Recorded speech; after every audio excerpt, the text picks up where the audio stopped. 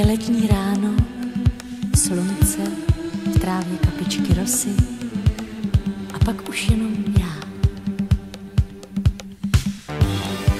Zula jsem si sandály a jdu bosa. Škoda, že tu nejsi se mnou. Té krásy, kterou vnímám očima, kterou cítím a které se dotýkám, té je pro jednoho příliš mnoho. Sedla jsem si do trávy a píšu ti lístek. A strašně moc bych si přála, abychom se už zítra dívali spolu a říkali si přesně to, co ti teď v duchu zpívám. Léto je léto, když den patří snílku, když můžem jen v dílku venit. Léto je léto, když vzduch není špína, když svět projde v džínách jen chtít.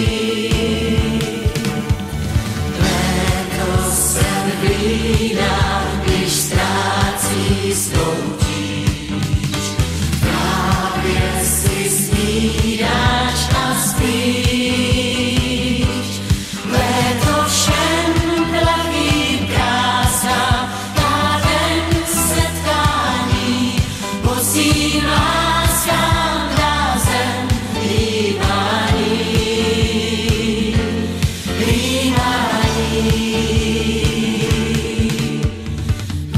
Chtěla jsem utrhnout sedmikrásku a poslat ti s tímhle letním pozdravem.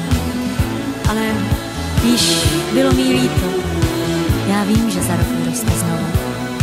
Dokonce se říká, že sedmikrásky vykvetou 7krát, i když je 7krát utrhneš. Ale přesto by mi po ní bylo smutno.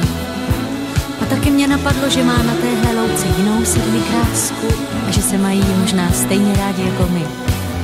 A třeba i ty ostatní by byly smutné a to přece nechceme. Viď? Vždyť sem přijdeme zítra, pozítří a možná ještě mnohokrát, abychom se na tu letní krásu dívali spolu a šeptali si to, co ti teď v duchu zpívám.